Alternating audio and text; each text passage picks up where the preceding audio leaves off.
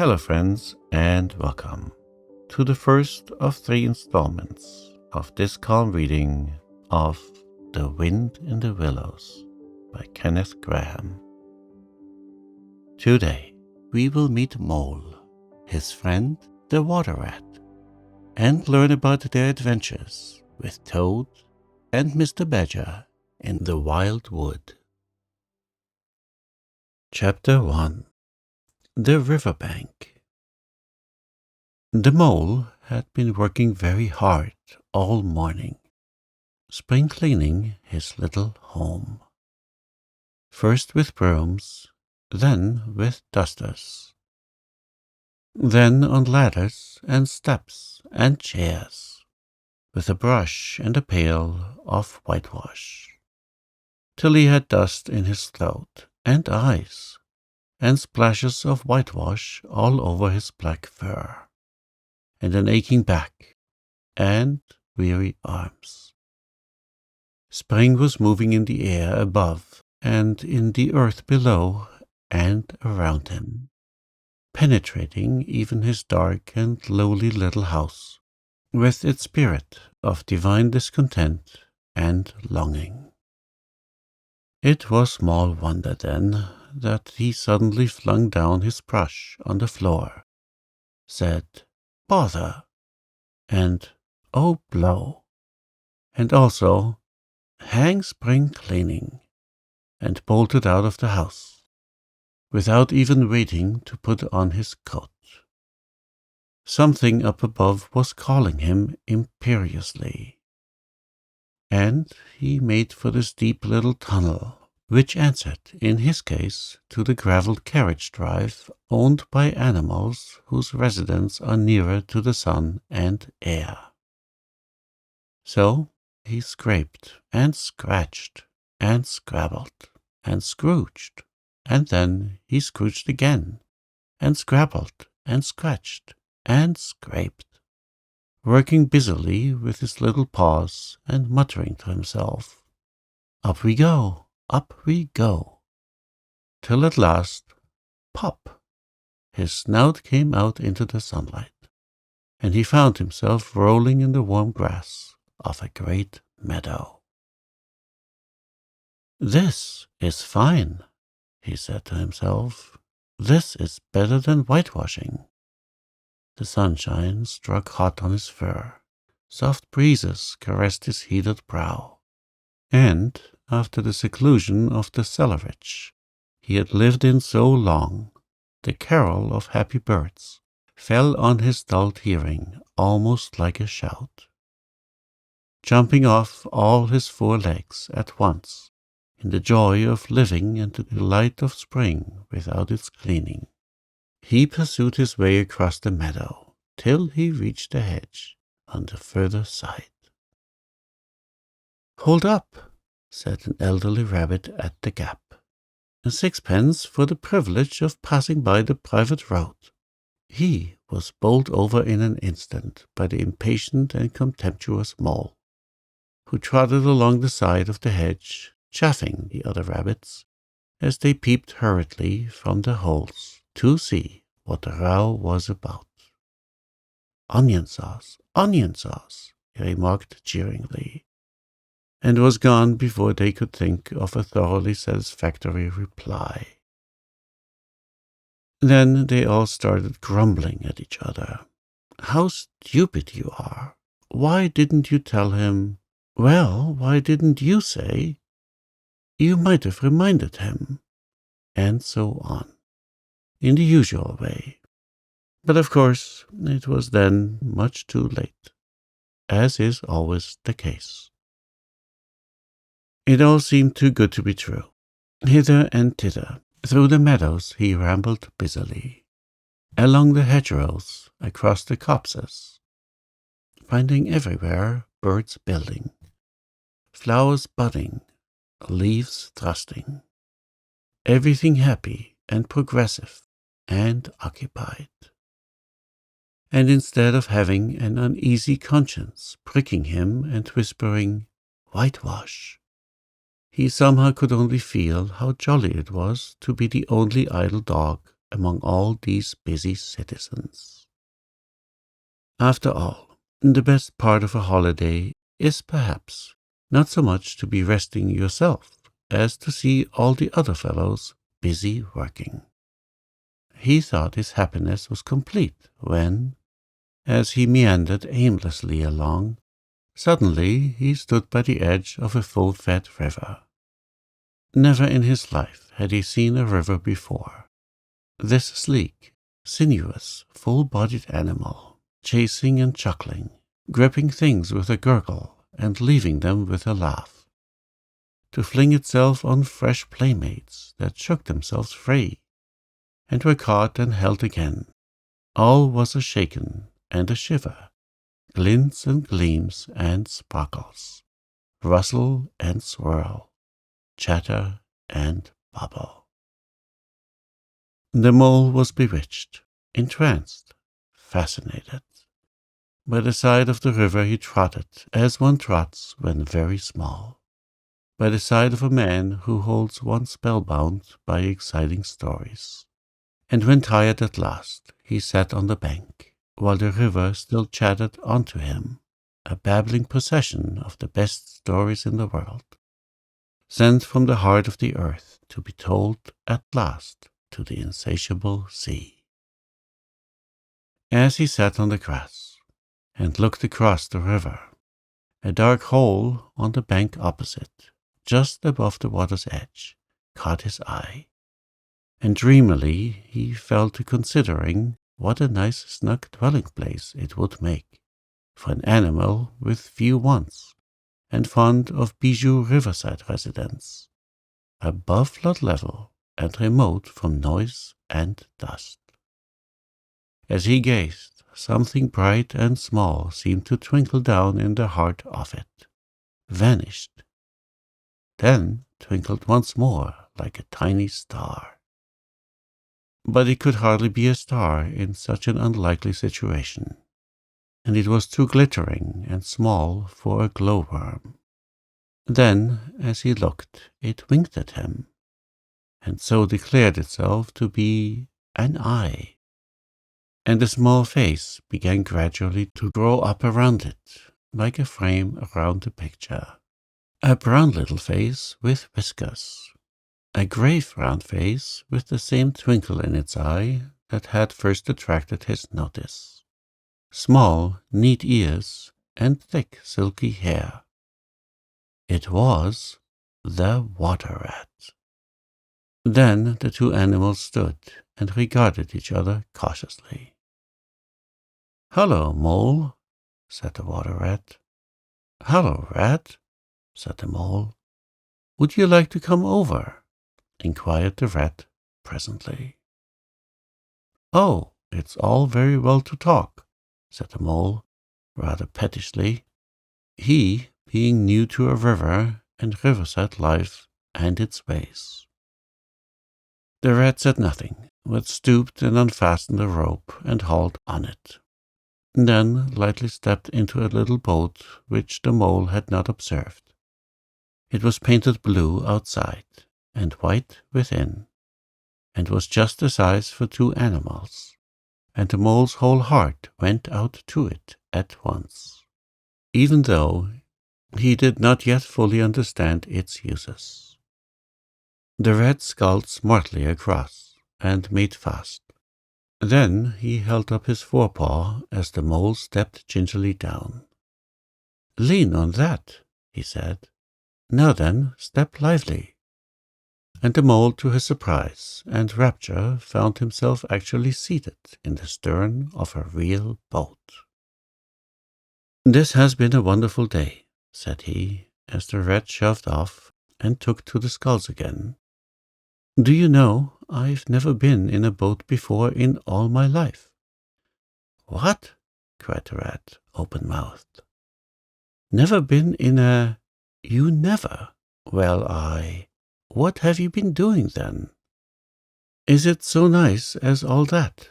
asked the Mole shyly, though he was quite prepared to believe it as he leaned back in his seat and surveyed the cushions, the oars, their rowlocks, and all the fascinating fittings. and felt the boat sway lightly under him. "Nice? It's the only thing," said the water rat solemnly, as he leaned forward for his stroke. "Believe me, my young friend, there is nothing, absolutely nothing, half so much worth doing as simply messing about in boats. Simply messing," he went on dreamily, "messing about in boats. Messing." "Look ahead, Rat!" cried the mole suddenly. It was too late. The boat struck the bank full tilt. The dreamer, the joyous oarsman, lay on his back at the bottom of the boat, his heels in the air. "About in boats, or with boats," the rat went on composedly, picking himself up with a pleasant laugh. "In or out of 'em, it doesn't matter. Nothing seems really to matter. That's the charm of it, whether you get away or whether you don't, whether you arrive at your destination or whether you reach somewhere else, or whether you never get anywhere at all. You're always busy, and you never do anything in particular. And when you've done it, there's always something else to do. And you can do it if you like, but you'd much better not. Look here, if you've really nothing else on hand this morning, supposing we drop down the river together and have a long day of it." The mole waggled his toes from sheer happiness, spread his chest with a sigh of full contentment, and leaned back blissfully into the soft cushions. "What a day I'm having," he said. "Let us start at once." "Hold hard a minute, then," said the rat. He looped the painter through a ring in his landing stage, climbed up into his hole above, and after a short interval reappeared staggering under a fat, wicker luncheon basket. "Shove that under your feet," he observed to the mole, as he passed it down into the boat. Then he untied the painter and took the sculls again. "What's inside it?" asked the mole, wriggling with curiosity. "There's cold chicken inside it," replied the rat bravely. "Cold tongue, cold ham, cold beef, pickled gherkins, salad French rolls, cress sandwiches, potted meat, ginger beer, lemonade, soda water." "Oh, stop, stop!" cried the mole in ecstasies. "This is too much." "Do you really think so?" inquired the rat seriously. "It's only what I always take on these little excursions, and the other animals are always telling me that I'm a mean beast and cut it very fine." The mole never heard a word he was saying. Absorbed in the new life he was entering upon, intoxicated with the sparkle, the ripple, the scents and the sounds and the sunlight. He trailed a paw in the water and dreamed long waking dreams. The water rat, like the good little fellow he was, sculled steadily on and forbore to disturb him. "I like your clothes awfully, old chap," he remarked after some half an hour or so had passed. "I'm going to get a black velvet smoking suit myself some day, as soon as I can afford it." "I beg your pardon," said the mole, pulling himself together with an effort. "You must think me very rude, but all this is so new to me. So this is a river." "The river," corrected the rat. "And you really live by the river. What a jolly life." "By it, and with it, and on it, and in it," said the rat. "It's brother and sister to me, and aunts and company, and food and drink, and, naturally, washing. It's my world, and I don't want any other. What it hasn't got is not worth having, and what it doesn't know is not worth knowing. Lord, the times we've had together. whether in winter or summer, spring or autumn. It's always got its fun and its excitements. When the floods are on in February, and my cellars and basement are brimming with drink, that's no good to me. And the brown water runs by my best bedroom window, or again when it all drops away, and shows patches of mud that smells like plum cake, and the rushes and weed clog the channels. And I can potter about dry-shod over most of the bed of it, and find fresh food to eat, and things careless people have dropped out of boats. But isn't it a bit dull at times? The mole ventured to ask. Just you and the river, and no one else to pass a word with. No one else to? Well, I mustn't be hard on you, said the rat with forbearance. You're new to it, and of course you don't know. The bank is so crowded nowadays that many people are moving away altogether. Oh no, it isn't what it used to be at all. Otters, kingfishers, dabchicks, moorhens, all of them about all day long, and always wanting you to do something, as if a fellow had no business of his own to attend to. What lies over there? Asked the mole, waving a paw towards a background of woodland that darkly framed the water meadows on one side of the river. That? Oh, that's just the wild wood, said the rat shortly. We don't go there very much, we riverbankers. Aren't they very nice people in there? Said the mole a trifle nervously. Well, replied the rat, let me see. The squirrels are all right. And the rabbits, some of them, but rabbits are a mixed lot. And then there's Badger, of course. He lives right in the heart of it.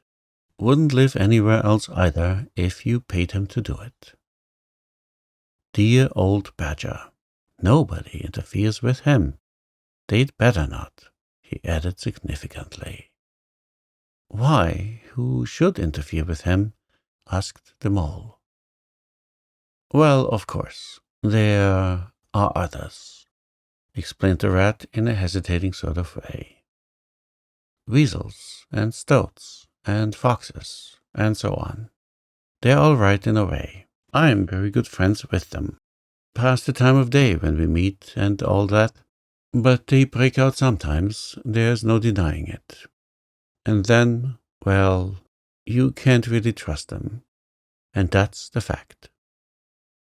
The mole knew well that it is quite against animal etiquette to dwell on possible trouble ahead, or even to allude to it. So he dropped the subject. And beyond the wild wood again, he asked, where it's all blue and dim, and one sees what may be hills, or perhaps they mayn't, and something like the smoke of towns, or is it only cloud drift? Beyond the wild wood comes the wide world, said the rat. And that's something that doesn't matter, either to you or me.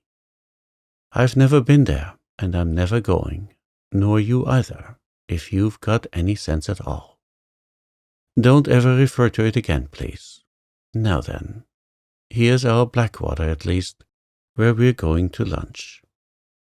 Leaving the main stream, they now passed into what seemed at first sight like a little landlocked lake. Green turf sloped down to either edge. Brown, snaky tree roots gleamed below the surface of the quiet water, while ahead of them the silvery shoulder and foamy tumble of a weir, arm in arm with a restless dripping mill wheel that held up in its turn a grey-gabled mill house, filled the air with a soothing murmur of sound, dull and smothering, yet with little clear voices speaking up cheerfully out of it at intervals. It was so very beautiful that the mole could only hold up both forepaws and gasp. Oh my, oh my, oh my. The rat brought the boat alongside the bank, made her fast, helped the still awkward mole safely ashore, and swung out the luncheon basket.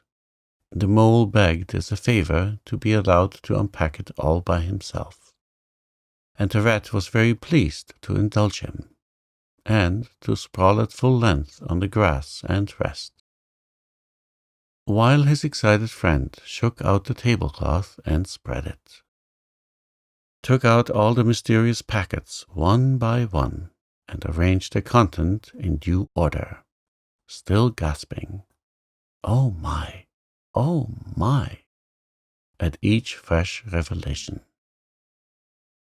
When all was ready, the rat said, "Now, pitch in, old fella."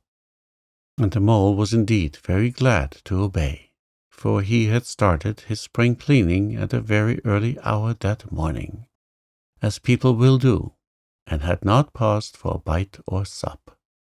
And he had been through a very great deal since that distant time which now seemed so many days ago. "What are you looking at?" said the rat presently, when the edge of their hunger was somewhat dulled, and the mole's eyes were able to wander off the tablecloth a little. "I am looking," said the mole, "at a streak of bubbles that I see traveling along the surface of the water.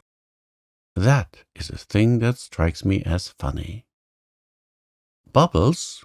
Oh-ho!" said the rat, and chirruped cheerily in an inviting sort of way. A broad glistening muzzle showed itself above the edge of the bank, and the otter hauled himself out, and shook the water from his coat. "Greedy beggars," he observed, making for the provender. "Why didn't you invite me, Ratty?" "This was an impromptu affair," explained the rat. "By the way, my friend Mr. Mole." "Proud, I'm sure," said the otter, and the two animals were friends forthwith. "Such a rumpus everywhere," continued the otter. "All the world seems out on the river today. I came up this backwater to try and get a moment's peace, and then stumbled upon you fellows. At least, I beg your pardon.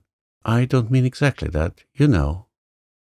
And there was a rustle behind them, proceeding from a hedge wherein last year's leaves still clung thick, and a stripy head with high shoulders behind it peered forth on them. "Come on, old badger," shouted the rat. The badger trotted forward a pace or two, then grunted, Company," and turned his back and disappeared from view.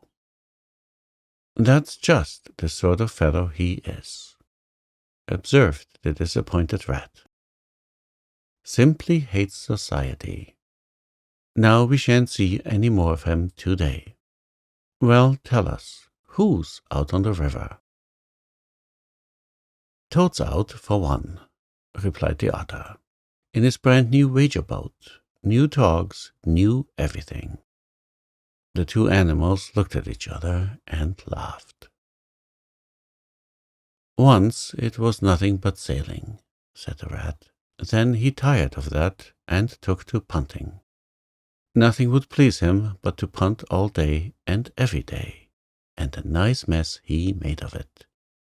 Last year it was houseboating, and we all had to go and stay with him in his houseboat, and pretend we liked it.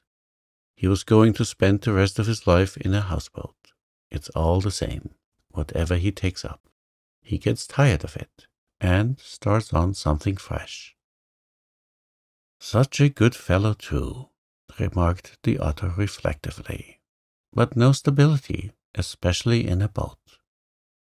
From where they sat, they could get a glimpse of the main stream across the island that separated them, and just then a wager boat flashed into view.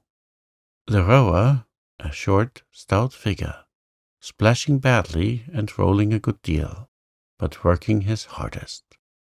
The rat stood up and hailed him, but Toad, for it was he, shook his head and settled sternly to his work. "He'll be out of the boat in a minute if he rolls like that," said the rat, sitting down again. "Of course he will," chuckled the Otter. "Did I ever tell you that good story about Toad and the lock keeper? It happened this way. Toad—" An errant mayfly swerved unsteadily athwart the current in the intoxicated fashion affected by young bloods of mayflies seeing life. A swirl of water and a cloop, and the mayfly was visible no more. Neither was the Otter. The mole looked down.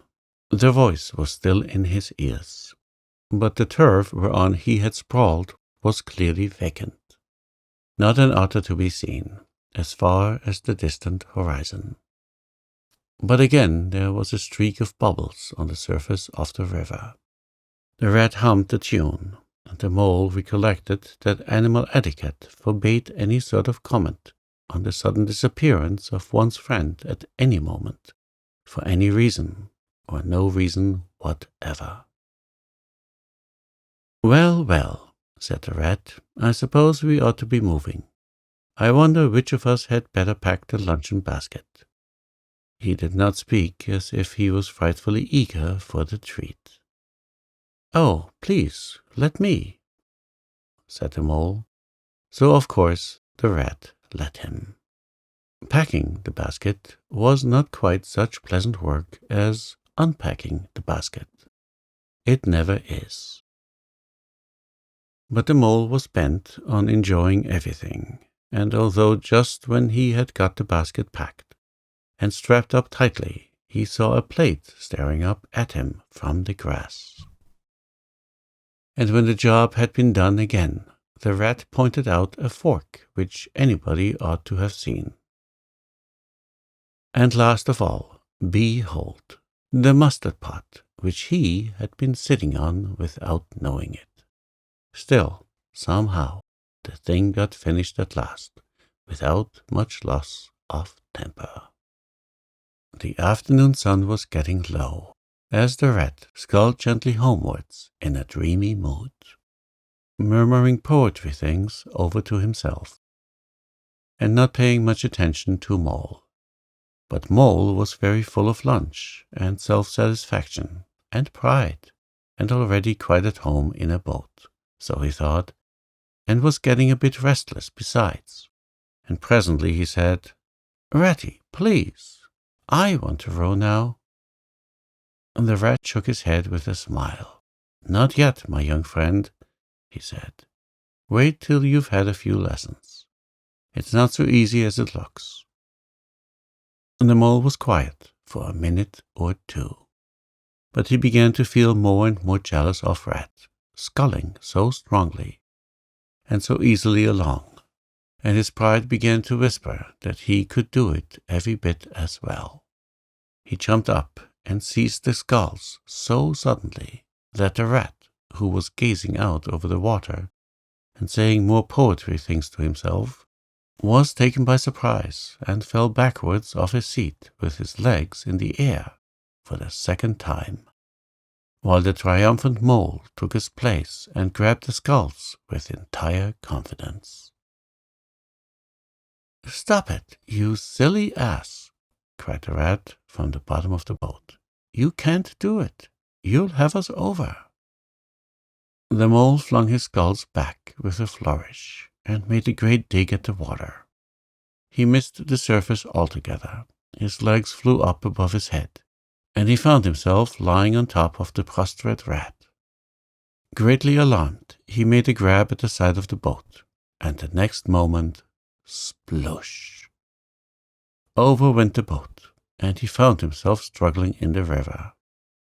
Oh my, how cold the water was, and oh, how very wet it felt, how it sang in his ears as he went down, down, down. How bright and welcome the sun looked as he rose to the surface, coughing and spluttering. How black was his despair when he felt himself sinking again. Then a firm paw gripped him by the back of his neck. It was the rat, and he was evidently laughing. The mole could feel him laughing, right down his arm and through his paw, and so into the mole's, neck. The rat got hold of a skull and shoved it under the mole's arm. Then he did the same by the other side of him, and swimming behind, propelled the helpless animal to shore, hauled him out, and set him down on the bank, a squashy, pulpy lump of misery. When the rat had rubbed him down a bit, and wrung some of the wet out of him, he said, "Now then, old fellow, trot up and down the towing path as hard as you can, till you're warm and dry again, while I dive for the luncheon basket." So the dismal mole, wet without and ashamed within, trotted about till he was fairly dry, while the rat plunged into the water again, recovered the boat, righted her, and made her fast, fetched his floating property to shore by degrees, and finally dived successfully for the luncheon basket, and struggled to land with it. When all was ready for a start once more, the mole, limp and dejected, took his seat in the stern of the boat, and as they set off, he said in a low voice, broken with emotion, "Ratty, my generous friend, I am very sorry indeed for my foolish and ungrateful conduct. My heart quite fails me when I think how I might have lost that beautiful luncheon basket. Indeed, I have been a complete ass, and I know it. Will you overlook this once and forgive me, and let things go on as before?" "That's all right, bless you," responded the rat cheerily. "What's a little wet to a water rat? I'm more in the water than out of it most days. Don't you think any more about it. And look here, I really think you had better come and stop with me for a little time. It's very plain and rough, you know, not like Toad's house at all, but you haven't seen that yet. Still, I can make you comfortable, and I'll teach you to row and to swim, and you'll soon be as handy on the water as any of us." The mole was so touched by his kind manner of speaking that he could find no voice to answer him, and he had to brush away a tear or two with the back of his paw. But the rat kindly looked in another direction, and presently the mole's spirit revived again, and he was even able to give some straight back-talk to a couple of moorhens who were sniggering to each other about his bedraggled appearance. When they got home, the rat made a bright fire in the parlor, and planted the mole in an armchair in front of it, having fetched down a dressing-gown and slippers for him, and told him river stories till supper-time. Very thrilling stories they were, too, to an earth-dwelling animal like mole. Stories about weirs, and sudden floods, and leaping pike, and steamers that flung hard bottles. At least, bottles were certainly flung, and from steamers. So, presumably, by them. And about herons, and how particular they were whom they spoke to. And about adventures down drains, and night fishings with otter, or excursions far afield with badger. Supper was a most cheerful meal, but very shortly afterwards a terribly sleepy mole had to be escorted upstairs by his considerate host to the best bedroom, where he soon laid his head on his pillow in great peace and contentment, knowing that his new-found friend, the river, was lapping the sill of his window.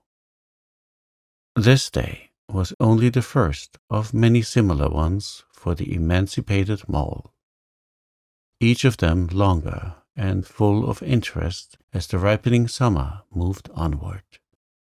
He learned to swim and to row, and entered into the joy of running water. And with his ear to the reed stems he caught, at intervals, something of what the wind went whispering so constantly among them.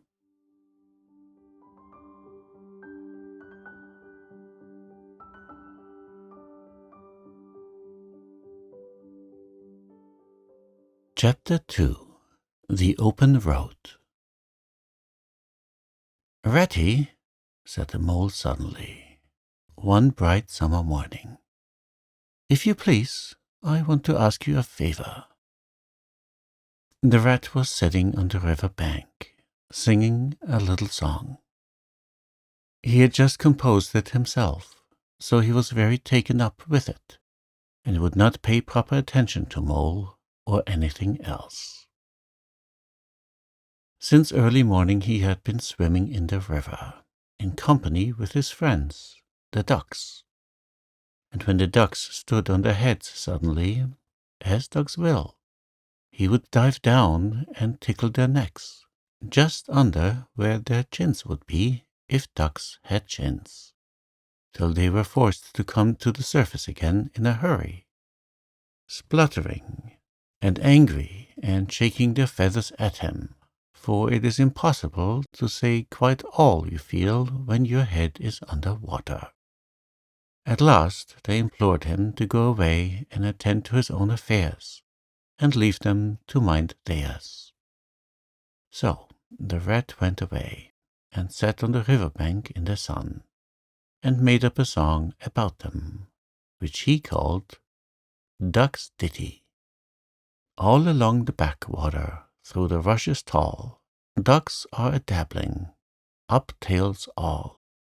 Ducks' tails, drakes' tails, yellow feet a-quiver, yellow bills all out of sight, busy in the river. Slushy green undergrowth, where the roach swims, here we keep our larder, cool and full and dim. Everyone for what he likes. We like to be heads down, tails up, dabbling free. High in the blue above, swift swirl and call, we are down a-dabbling, up tails all. "I don't think that I think so very much of the little song, Rat," observed the mole cautiously. He was no poet himself, and didn't care who knew it, and he had a candid nature. "Nor don't the ducks neither," replied the rat cheerfully. "They say, 'Why can't fellows be allowed to do what they like, when they like, and as they like, instead of other fellows sitting on banks and watching them all the time, and making remarks and poetry and things about them? What nonsense it all is!' That's what the ducks say." "So it is, said the mole with great heartiness. "No, it isn't," cried the rat indignantly. "Well then, it isn't, replied the mole soothingly. "But what I want to ask you was, won't you take me to call on Mr. Toad? I've heard so much about him, and I do want to make his acquaintance." "Why, certainly," said the good-natured rat, jumping to his feet and dismissing poetry from his mind for the day. "Get a boat out, and we'll paddle up there at once. It's never the wrong time to call on Toad. Early or late, he's always the same fellow, always good-tempered, always glad to see you, always sorry when you go." "He must be a very nice animal," observed the mole, as he got into the boat and took the sculls, while the rat settled himself comfortably in the stern. "He is indeed the best of animals," replied Rat. "So simple, so good-natured, and so affectionate. Perhaps he's not very clever. We can't all be geniuses, and it may be that he is both boastful and conceited. But he has got some great qualities, has Toady." Rounding the bend in the river, they came in sight of a handsome, dignified old house of mellowed red brick, with well-kept lawns reaching down to the water's edge. "There's Toad Hall," said the rat, "and that creek on the left, where the notice board says, 'Private, no landing allowed,' leads to his boathouse, where we'll leave the boat. The stables are over there to the right. That's the banqueting hall you're looking at now. Very old, that is. Toad is rather rich, you know, and this is really one of the nicest houses in these parts, though we never admit as much to Toad. They glided up the creek, and the mole shipped his sculls as they passed into the shadow of the large boathouse. Here they saw many handsome boats, slung from the cross beams or hauled up on a slip, but none in the water, and the place had an unused and deserted air. The rat looked around him. "I understand," said he. "Boating is played out. He's tired of it, and done with it. I wonder what new fad he has taken up now. Come along and let's look him up. We shall hear all about it quite soon enough." They disembarked, and strolled across the gay flower-decked lawns in search of Toad, whom they presently happened upon resting in a wicker garden chair, with a preoccupied expression of face, and a large map spread out on his knees. "Hooray!" he cried, jumping up on seeing them. "This is splendid." He shook the paws of both of them warmly, never waiting for an introduction to the mole. "How kind of you," he went on, dancing round them. "I was just going to send a boat down the river for you, Ratty, with strict orders that you were to be fetched up here at once, whatever you were doing.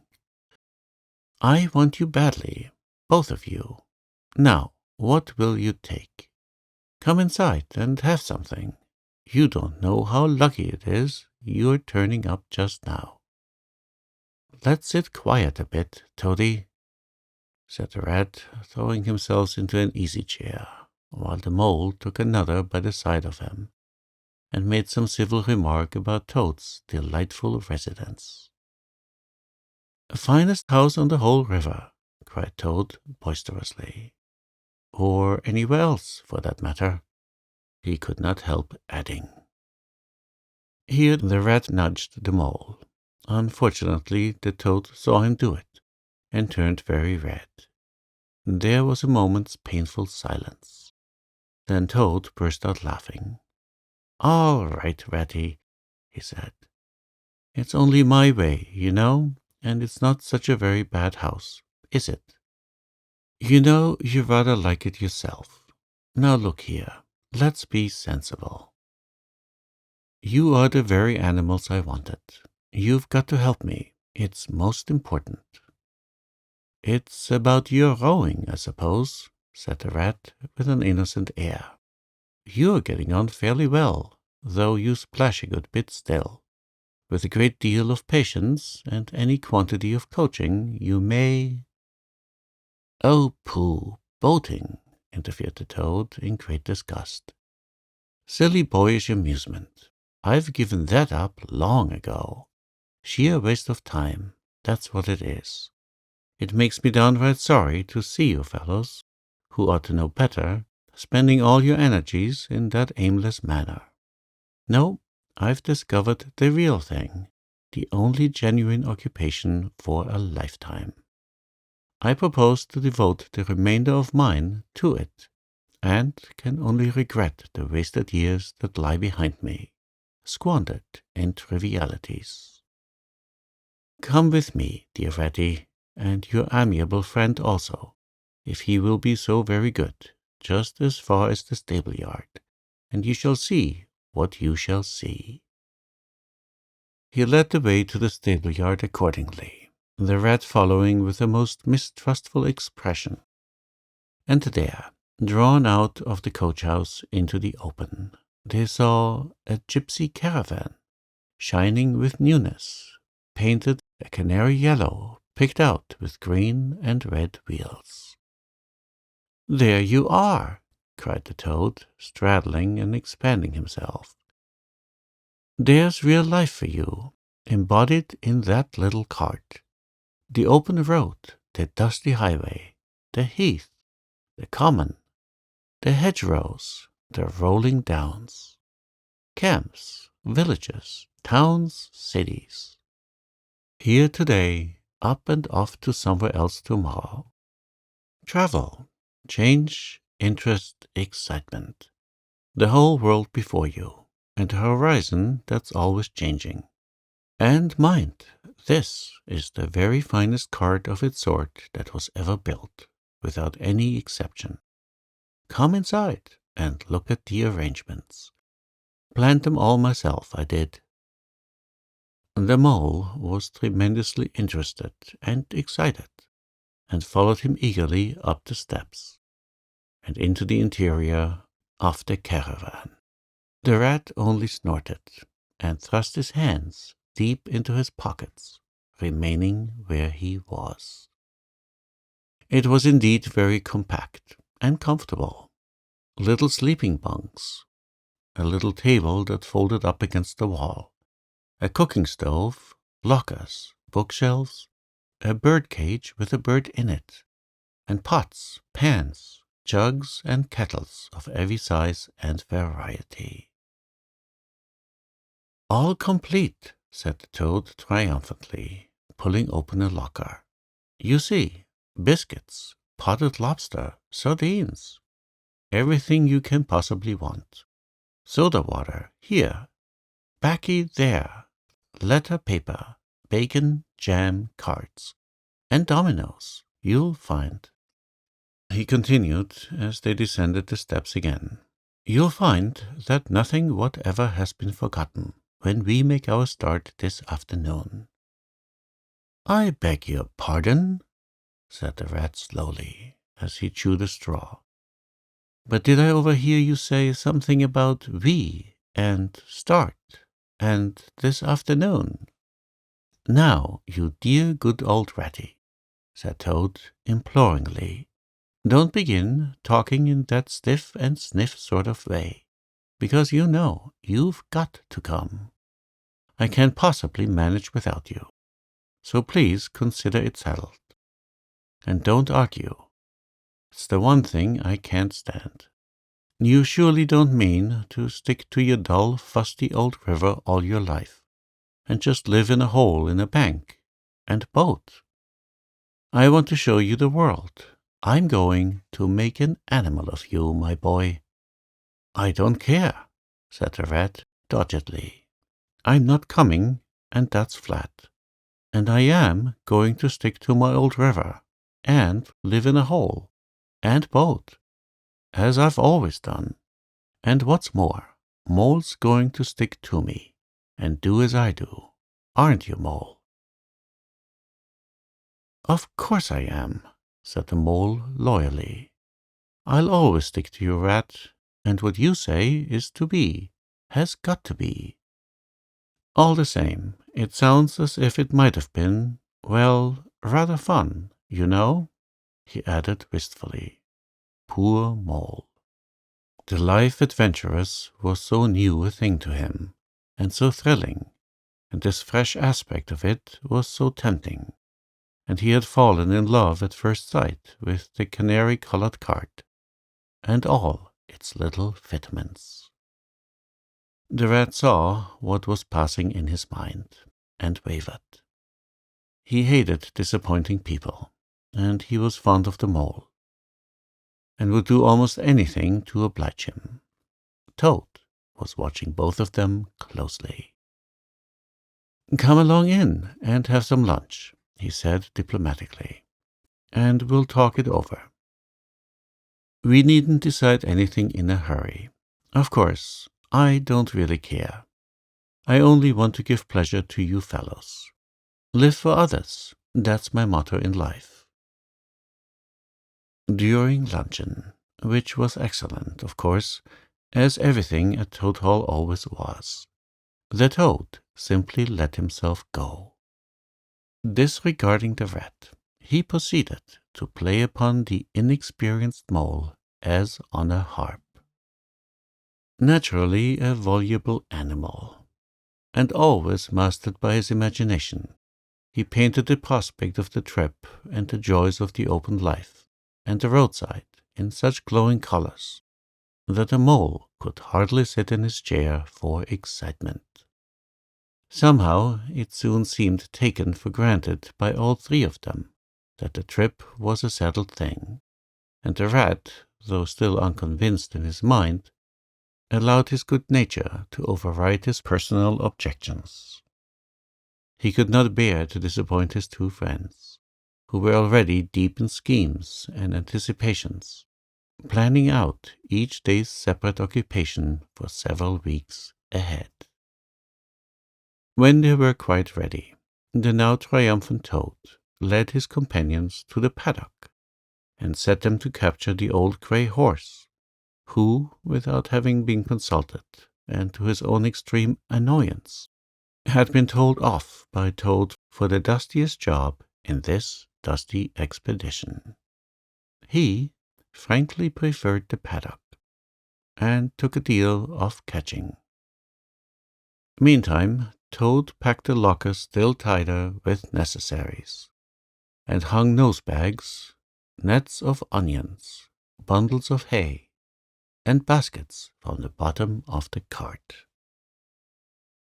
At last the horse was caught and harnessed, and they set off, all talking at once, each animal either drudging by the side of the cart or sitting on the shaft, as the humour took him. It was a golden afternoon. The smell of the dust they kicked up was rich and satisfying. Out of thick orchards on either side the road, birds called and whistled to them cheeringly. Good-natured wayfarers, passing them, gave them good day, or stopped to say nice things about their beautiful cart.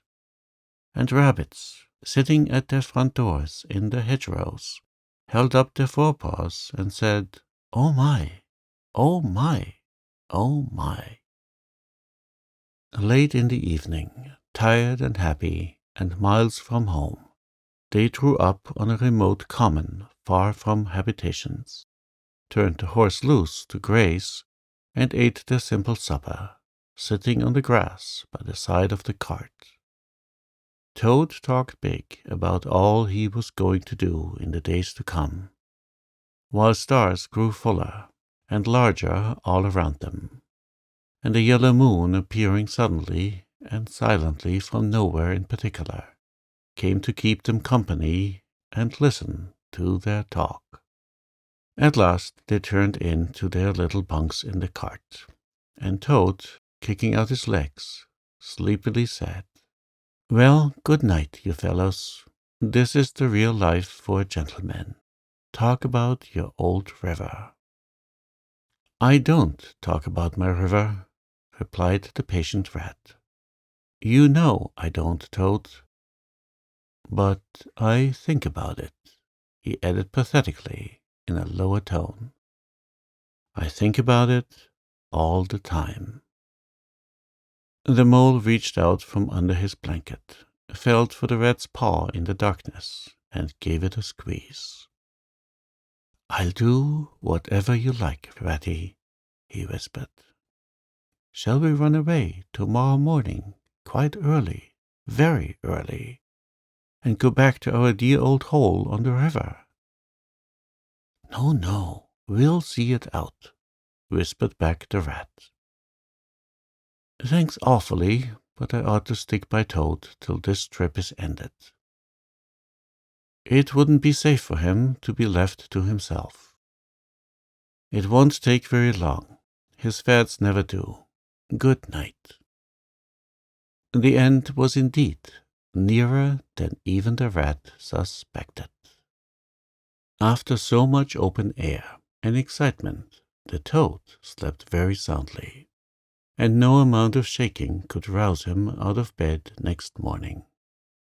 So the mole and rat turned to, quietly and manfully, and while the rat saw to the horse, and lit a fire, and cleaned last night's cups and platters, and got things ready for breakfast, the mole trudged off to the nearest village, a long way off, for milk and eggs and various necessaries the Toad had, of course, forgotten to provide. The hard work had all been done, and the two animals were resting, thoroughly exhausted by the time Toad appeared on the scene, fresh and gay, remarking what a pleasant, easy life it was they were all leading now, after the cares and worries and fatigues of housekeeping at home. They had a pleasant ramble that day, over grassy downs and along narrow by-lanes, and camped as before on a common. Only this time the two guests took care that Toad should do his fair share of work. In consequence, when the time came for starting next morning, Toad was by no means so rapturous about the simplicity of the primitive life, and indeed attempted to resume his place in his bunk, whence he was hauled by force. Their way lay, as before, across country by narrow lanes, and it was not till the afternoon that they came out on the high road, their first high road. And there disaster, fleet and unforeseen, sprang out on them, disaster momentous indeed to their expedition, but simply overwhelming in its effect on the after career of Toad. They were strolling along the highroad easily, the mole by the horse's head, talking to him, since the horse had complained that he was being frightfully left out of it, and nobody considered him in the least. The Toad and the water rat walking behind the cart, talking together. At least Toad was talking, and Rat was saying at intervals, "Yes, precisely. And what did you say to him?" And thinking all the time of something very different, when far behind them they heard a faint warning hum, like the drone of a distant bee. Glancing back, they saw a small cloud of dust, with a dark center of energy, advancing on them at incredible speed, while from out of the dust a faint poop, poop, wailed like an uneasy animal in pain. Hardly regarding it, they turned to resume their conversation, when in an instant, as it seemed, the peaceful scene was changed, and with a blast of wind and a whirl of sound it made them jump for the nearest ditch. It was on them. The poop poop rang with a brazen shout in their ears. They had a moment's glimpse of an interior of glittering plate glass and rich morocco, and the magnificent motor car, immense, breath-snatching, passionate, with its pilot tense and hugging his wheel, possessed all earth and air for the fraction of a second, flung an enveloping cloud of dust that blinded and enwrapped them utterly, and then dwindled to a speck in the far distance, changed back into a droning bee once more.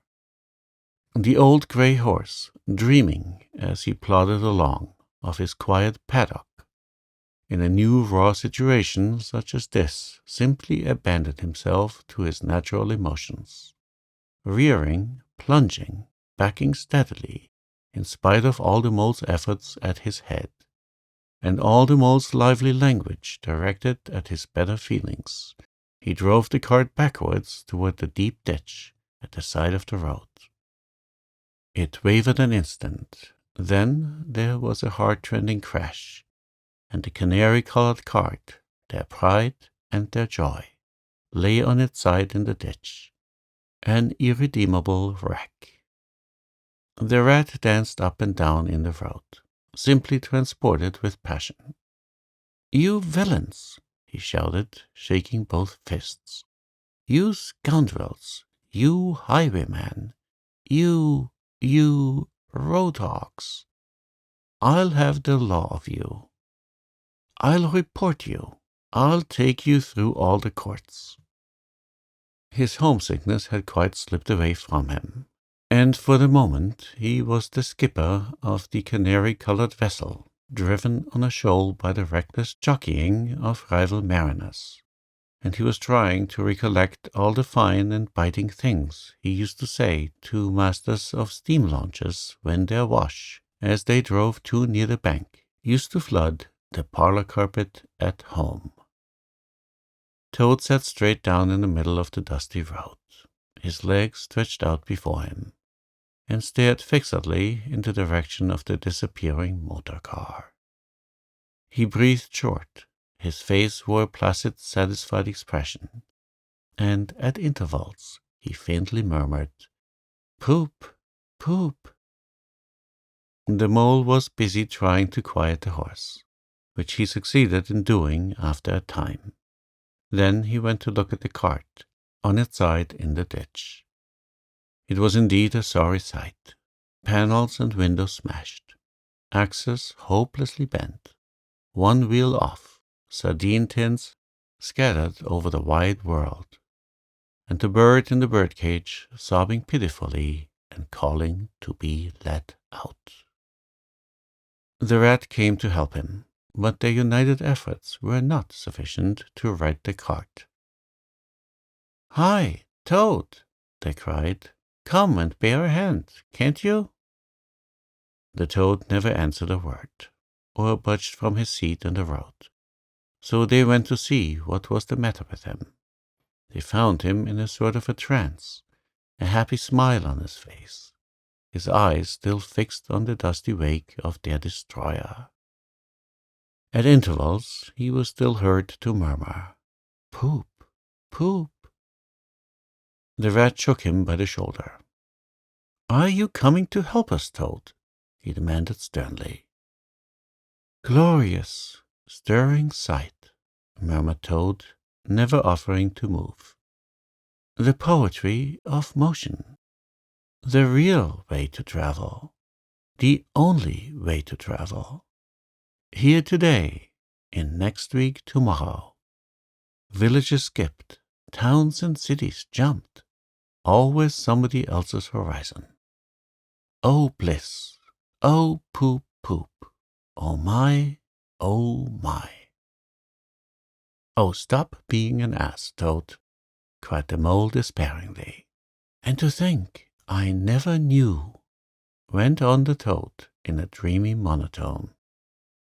"All those wasted years that lie behind me, I never knew, never even dreamt. But now that I know, now that I fully realize, oh, what a flowery track lies spread before me, henceforth. What dust clouds shall spring up behind me as I speed on my reckless way. What carts I shall fling recklessly into the ditch in the wake of my magnificent onset. Horrid little carts, common carts, canary-colored carts." "What are we to do with him?" asked the mole of the water rat. "Nothing at all," replied the rat firmly, "because there is really nothing to be done. You see, I know him from of old. He is now possessed. He has got a new craze, and it always takes him that way in its first stage. He'll continue like that for days now, like an animal walking in a happy dream, quite useless for all practical purposes. Never mind him. Let's go and see what there is to be done about the cart."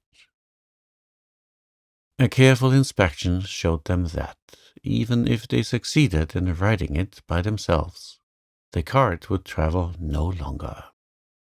The axles were in a hopeless state, and the missing wheel was shattered into pieces. The rat knocked the horse's reins over his back and took him by the head, carrying the birdcage and its hysterical occupant in the other hand. "Come on," he said grimly to the mole. "It's 5 or 6 miles to the nearest town, and we shall just have to walk it. The sooner we make a start, the better." "But what about Toad?" asked the mole anxiously as they set off together. "We can't leave him here, sitting in the middle of the road by himself, in the distracted state he's in. It's not safe. Supposing another thing were to come along." "Oh, bother Toad," said the rat savagely. "I've done with him." They had not proceeded very far on their way, however, when there was a pattering of feet behind them, and Toad caught up and thrust a paw inside the elbow of each of them. Still breathing short and staring into vacancy. "Now look here, Toad," said the rat sharply. "As soon as we go to the town, you'll have to go straight to the police station and see if they know anything about the motor car and who it belongs to, and lodge a complaint against it. And then you'll have to go to a blacksmith's or a wheelwright's and arrange for the cart to be fetched and mended and put to rights. It'll take time, but it's not quite a hopeless smash. Meanwhile, the mole and I will go to an inn and find comfortable rooms where we can stay till the cart's ready, and till your nerves have recovered their shock." "Police station. Complaint," murmured Toad dreamily. "Me complain of that beautiful, that heavenly vision that has been vouchsafed me. Mend the cart. I've done with carts forever. I never want to see the cart, or to hear of it again. Oh, Ratty, you can't think how obliged I am to you for consenting to come on this trip. I wouldn't have gone without you, and then I might never have seen that swan, that sunbeam, that thunderbolt. I might never have heard that entrancing sound, or smelled that bewitching smell. I owe it all to you, my best of friends." The rat turned from him in despair. "You see what it is," he said to the mole, tossing him across Toad's head. "He's quite hopeless. I give it up. When we get to the town, we'll go to the railway station, and with luck we may pick up a train there that'll get us back to the riverbank tonight. And if ever you catch me going a-pleasuring with this provoking animal again," he snorted, and during the rest of that weary trudge addressed his remarks exclusively to Mole.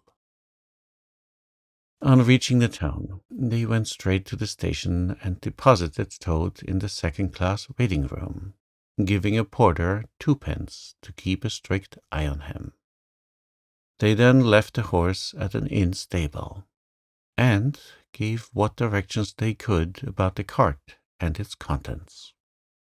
Eventually, a slow train having landed them at a station not very far from Toad Hall, they escorted the spellbound, sleepwalking Toad to his door, put him inside it, and instructed his housekeeper to feed him, undress him, and put him to bed.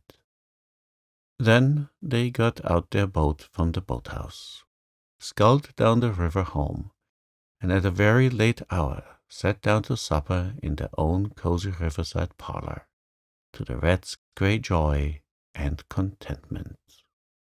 The following evening, the mole, who had risen late and taken things very easy all day, was sitting on the bank fishing, when the rat, who had been looking up his friends and gossiping, came strolling along to find him. "Heard the news?" he said. "There's nothing else being talked about, all along the river bank.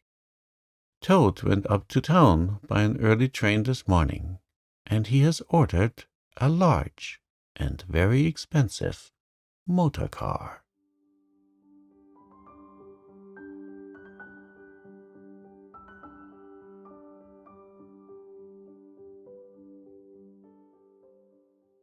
Chapter 3. The Wild Wood. The mole had long wanted to make the acquaintance of the badger. He seemed, by all accounts, to be such an important personage, and, though rarely visible, to make his unseen influence felt by everybody about the place. But whenever the mole mentioned his wish to the water rat, he always found himself put off. "It's all right," the rat would say. "Badger'll turn up some day or other. He's always turning up.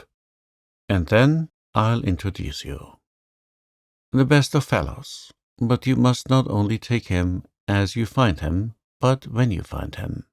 Couldn't you ask him here dinner or something?" said the mole. He wouldn't come, replied the rat simply. Badger hates society, and invitations, and dinner, and all that sort of thing. Well then, supposing we go and call on him, suggested the mole. Oh, I am sure he wouldn't like that at all, said the rat, quite alarmed. He's so very shy. He'd be sure to be offended. I've never even ventured to call on him at his own home myself, though I know him so well. Besides, we can't. It's quite out of the question, because he lives in the very middle of the wild wood. Well, supposing he does, said the mole. You told me the wild wood was all right, you know. Oh, I know, so it is, replied the rat evasively. But I think we won't go there just now. Not just yet. It's a long way, and he wouldn't be at home at this time of year anyhow, and he'll be coming along some day, if you'll wait quietly. The mole had to be content with this, but the badger never came along. And every day brought its amusements, and it was not till summer was long over, and cold and frost and miry ways kept them much indoors, and the swollen river raced past outside their windows with a speed that mocked at boating or any sort or kind, that he found his thoughts dwelling again with much persistence on the solitary grey badger, who lived his own life by himself, in his hole in the middle of the wild wood. In the winter time, the rat slept a great deal, retiring early and rising late. During his short day, he sometimes scribbled poetry, or did other small domestic jobs about the house. And, of course, there were always animals dropping in for a chat, and consequently there was a good deal of storytelling and comparing notes on the last summer and all its doings. Such a rich chapter it had been, when one came to look back on it all, with illustrations so numerous and so very highly colored. The pageant of the river bank had marched steadily along, unfolding itself in scene pictures that succeeded each other in stately procession. Purple loosestrife arrived early, shaking luxuriant, tangled locks along the edge of the mirror, whence its own face laughed back at it. Willow herb, tender and wistful, like a pink sunset cloud, was not slow to follow. Comfrey, the purple hand in hand with the white, crept forth to take its place in the line, and at last one morning the diffident and delaying dog-rose stepped delicately on the stage, and one knew, as if string music had announced it in stately courts, that straight into a gavotte, that June at last was here. One member of the company was still awaited, the shepherd boy for the nymphs to woo, the knight for whom the ladies waited at the window, the prince that was to kiss the sleeping summer back to life and love. But when Meadow Sweet, debonair and odorous in amber chirking, moved graciously to his place in the group, then the play was ready to begin. And what a play it had been! Drowsy animals, snug in the holes, while wind and rain were battering at their doors, recalled still keen mornings, an hour before sunrise, when the white mist, as yet undispersed, clung closely among the surface of the water. Then the shock of the early plunge, the scamper along the bank, and the radiant transformation of earth, air, and water, when suddenly the sun was with them again, a grey was gold, and colour was born and sprang out of the earth once more. They recalled the languorous siesta of hot midday, deep in green undergrowth, the sun striking through the tiny golden shafts and spots, the boating and bathing of the afternoon, the rambles along dusty lanes and through yellow cornfields, and the long, cool evening at last, when so many threads were gathered up, so many friendships rounded, and so many adventures planned for the morrow. There was plenty to talk about on those short winter days, when the animals found themselves round the fire. Still, the mole had a good deal of spare time on his hands. And so one afternoon, when the rat in his armchair before the blaze was alternately dozing and trying over rhymes that wouldn't fit, he formed the resolution to go out by himself and explore the wildwood, and perhaps strike up an acquaintance with Mr. Badger. It was a cold, still afternoon, with a hard, steely sky overhead, when he slipped out of the warm parlor into the open air. The country lay bare and entirely leafless around him, and he thought that he had never seen so far and so intimately into the insides of things as on that winter day, when nature was deep in her annual slumber and seemed to have kicked the clothes off. Copses, dells, quarries, and all hidden places, which had been mysterious mines for exploration in leafy summer, now exposed themselves in their secrets pathetically, and seemed to ask him to overlook their shabby poverty for a while, till they could riot in rich masquerade as before, and trick and entice him with the old deceptions. It was pitiful in a way, and yet cheering, even exhilarating. He was glad that he liked the country undecorated, hard and stripped of its finery. He had got down to the bare bones of it, and they were fine and strong and simple. He did not want the warm clover and the play of seeding grasses, the screens of quickset, and the billowy drapery of beech and elm seemed best away, and with great cheerfulness and spirit he pushed on towards the wild wood, which lay before him low and threatening, like a black reef in some still southern sea. There was nothing to alarm him at first entry. Twigs crackled under his feet, logs tripped him, funguses on stumps resembled caricatures, and startled him for the moment by their likeness to something familiar and far away. But that was all fun and excitement. It led him on, and he penetrated to where the light was less, and trees crouched nearer and nearer, and holes made ugly mouths at him on either side. Everything was very still now. The dusk advanced on him steadily, rapidly, gathering in behind and before, and the light seemed to be draining away like flood water.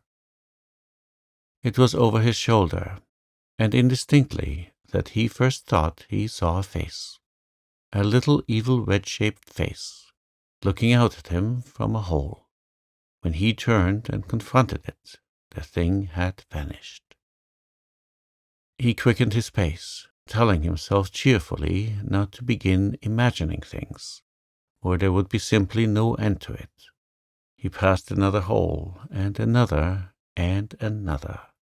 And then, yes, no, yes, certainly a little narrow face, with hard eyes, that flashed up for an instant from a hole, and was gone. He hesitated, braced himself up for an effort, and strode on. Then suddenly, and as if it had been so all the time, every hole, far and near, and there were hundreds of them, seemed to possess its face, coming and going rapidly, all fixing on him glances of malice and hatred, all hard-eyed and evil and sharp. If he could only get away from the holes in the banks, he thought, there would be no more faces. He swung off the path and plunged into the untrodden place of the wood. Then the whistling began. Very faint and shrill it was, and far behind him, when first he heard it. But somehow it made him hurry forward. Then, still very faint and shrill, it sounded far ahead of him, and made him hesitate and want to go back. As he halted in indecision, it broke out on either side, and seemed to be caught up and passed on throughout the whole length of the wood to its farthest limit. They were up and alert and ready, evidently whoever they were, and he was alone and unarmed and far from any help, and the night was closing in. Then the pattering began. He thought it was only falling leaves at first, so slight and delicate was the sound of it. Then, as it grew, it took a regular rhythm, and he knew it for nothing else but the pat, pat, pat of little feet, still a very long way off. Was it in front or behind? It seemed to be first one, and then the other, then both. It grew, and it multiplied, till from every quarter, as he listened anxiously, leaning this way and that, it seemed to be closing in on him. As he stood still to hearken, a rabbit came running hard towards him through the trees. He waited, expecting it to slacken pace, or to swerve from him into a different course. Instead, the animal almost brushed him as it dashed past. His face set and hard, his eyes staring. "Get out of this, you fool, get out!" the mole heard him mutter as he swung round a stump and disappeared down a friendly burrow. The pattering increased till it sounded like sudden hail on the dry leaf carpet spread around him. The whole wood seemed running now, running hard, hunting, chasing, closing in around something or somebody. In panic he began to run too, aimlessly. He knew not whither. He ran up against things, he fell over things and into things. He darted under things and dodged round things. At last he took refuge in the deep dark hollow of an old beech tree, which offered shelter, concealment, perhaps even safety. But who could tell? Anyhow, he was too tired to run any further, and could only snuggle down into the dry leaves which had drifted into the hollow, and hope he was safe for a time. And as he lay there, panting and trembling, and listened to the whistlings and the patterings outside, he knew it at last, in all its fullness, that dread thing which other little dwellers in field and hedgerow had encountered here, and known as their darkest moment, that thing which the rat had vainly tried to shield him from, the terror of the wild wood. Meantime, the rat, warm and comfortable, dozed by his fireside. His paper of half-finished verses slipped from his knee, his head fell back, his mouth opened, and he wandered by the verdant banks of dream rivers. Then a coal slipped, the fire crackled and set up a spurt of flame, and he woke with a start. Remembering what he had been engaged upon, he reached down to the floor for his verses, pored over them for a minute, and then looked round for the mole, to ask him if he knew a good rhyme for something or other. But the mole was not there. He listened for a time. The house seemed very quiet. Then he called, "Moley," several times, received no answer, got up and went out into the hall. The mole's cap was missing from its accustomed peg. His galoshes, which always lay by the umbrella stand, were also gone. The rat left the house and carefully examined the muddy surface of the ground outside, hoping to find the mole's tracks. There they were, sure enough. The galoshes were new, just bought for the winter, and the pimples on their soles were fresh and sharp. He could see the imprints of them in the mud, running along straight and purposeful, leading direct to the wild wood. The rat looked very grave, and stood in deep thought for a minute or two. Then he re-entered the house, strapped a belt round his waist, shoved a brace of pistols into it, took up a stout cudgel that stood in a corner of the hall, and set off for the wild wood at a smart pace. It was already getting towards dusk when he reached the first fringe of trees and plunged without hesitation into the wood, looking anxiously on either side for any sign of his friend. Here and there wicked little faces popped out of holes, but vanished immediately at the sight of the valorous animal, his pistols and the great ugly cudgel in his grasp. And the whistling and pattering, which he had heard quite plainly on his first entry, died away and ceased, and all was very still. He made his way manfully through the length of the wood to its furthest edge, then, forsaking all paths, he set himself to traverse it, laboriously working over the whole ground, and all the time calling out cheerfully, "Molly! Molly! Molly! Where are you? It's me! It's Old Rat!" He had patiently hunted through the wood for an hour or more, when at last, to his joy, he heard a little answering cry.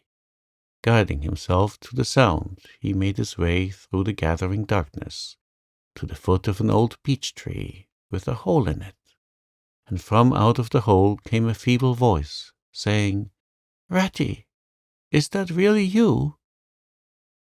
The rat crept into the hole, and there he found the mole, exhausted and still trembling. "Oh, Rat," he cried, "I've been so frightened, you can't think." "Oh, I quite understand," said the rat soothingly. "You shouldn't really have gone and done it, Mole. I did my best to keep you from it. We riverbankers, we hardly ever come here by ourselves. If we have to come, we come in couples, at least. Then we're generally all right. Besides, there are 100 things one has to know, which we understand all about, and you don't, as yet. I mean passwords, and signs, and sayings which have power and effect, and plans you carry in your pocket, and verses you repeat, and dodges and tricks you practice. All simple enough when you know them, but they've got to be known if you're small, or you'll find yourself in trouble. Of course, if you were badger or otter, it would be quite another matter. Surely the brave Mr. Toad wouldn't mind coming here by himself, would he? Inquired the mole. Old Toad, said the rat, laughing heartily. He wouldn't show his face here alone. Not for a whole hatful of gold guineas, Toad wouldn't. The mole was greatly cheered by the sound of the rat's careless laughter, as well as by the sight of the stick and his gleaming pistols, and he stopped shivering and began to feel bolder and more himself again. "Now then," said the rat presently, "we really must pull ourselves together and make a start for home while there's still a little light left. It will never do to spend the night here, you understand. Too cold, for one thing." "Dear Ratty," said the poor mole, "I'm dreadfully sorry, but I'm simply dead beat, and that's a solid fact. You must let me rest here a while longer, and get my strength back if I'm to get home at all." "Oh, all right," said the good-natured rat. "Rest away. It's pretty nearly pitch dark now, anyhow, and there ought to be a bit of a moon later." So the mole got well into the dry leaves, and stretched himself out, and presently dropped off into sleep. though of a broken and troubled sort. While the rat covered himself up too, as best he might, for warmth, and lay patiently waiting, with a pistol in his paw. When at last the mole woke up, much refreshed, and in his usual spirits, the rat said, "Now then, I'll just take a look outside and see if everything's quiet, and then we really must be off." He went to the entrance of their retreat and put his head out. Then the mole heard him saying quietly to himself, "Hello, hello, here is a go." "What's up, Ratty?" asked the mole. "Snow is up," replied the rat briefly. "Or rather, down. It's snowing hard." The mole came and crouched beside him, and, looking out, saw the wood that had been so dreadful to him in quite a changed aspect. Holes, hollows, pools, pitfalls, and other black menaces to the wayfarer were vanishing fast, and a gleaming carpet of fairy was sprinkling up everywhere, that looked too delicate to be trodden upon by rough feet. A fine powder filled the air and caressed the cheek with a tingle in its touch, and the black boles of the trees showed up in a light that seemed to come from below. "Well, well, it can't be helped," said the rat, after pondering. "We must make a start, and take our chance, I suppose. The worst of it is, I don't exactly know where we are. And now the snow makes everything look so very different." It did, indeed. The mole would not have known that it was the same wood. However, they set out bravely, and took the line that seemed most promising, holding on to each other and pretending with invincible cheerfulness that they recognized an old friend in every fresh tree that grimly and silently greeted them, or saw openings, gaps, or paths with a familiar turn in them, in the monotony of white space and black tree trunks that refused to vary.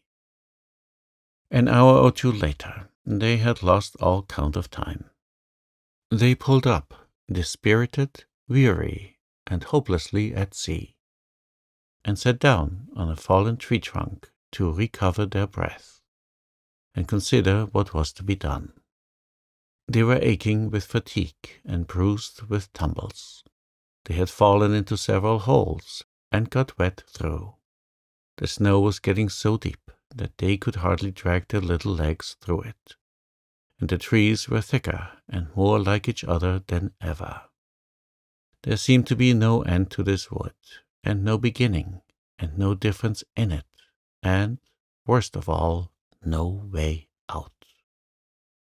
"We can't sit here very long," said the rat. "We shall have to make another push for it, or do something or other. The cold is too awful for anything, and the snow will soon be too deep for us to wade through." He peered about him and considered. "Look here," he went on. "This is what occurs to me. There's a sort of dell down here in front of us, where the ground seems all hilly and humpy and hummocky.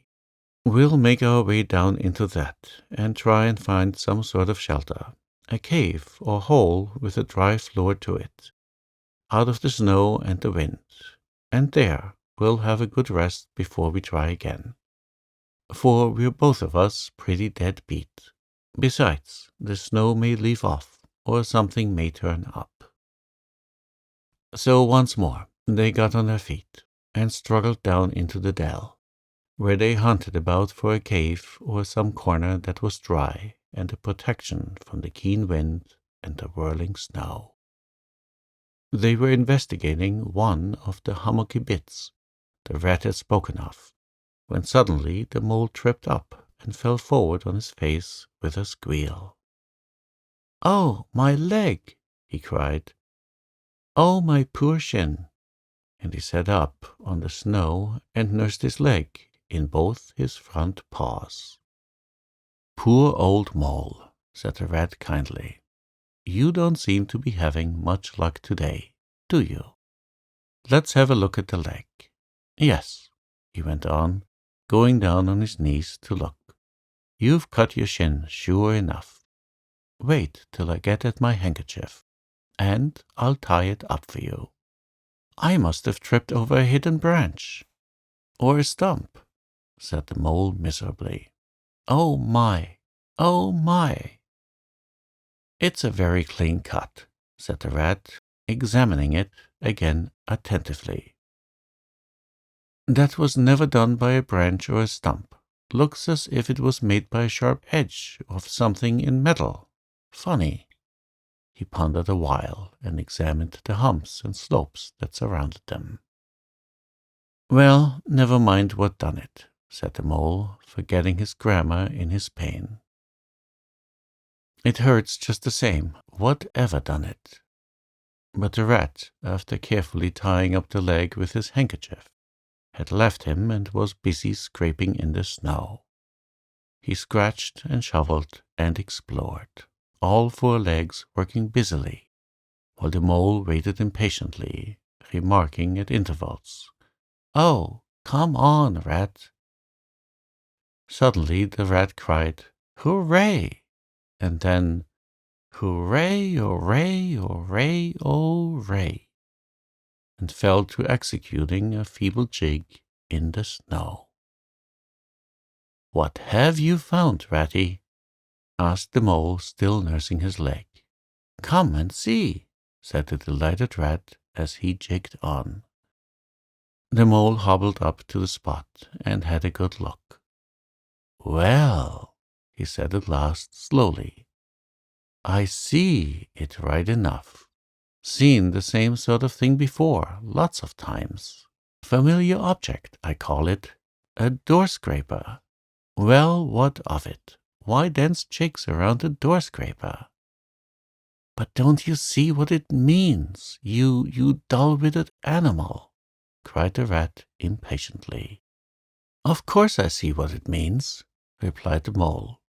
It simply means that some very careless and forgetful person has left his door scraper lying about in the middle of the wild wood, just where it's sure to trip everybody up.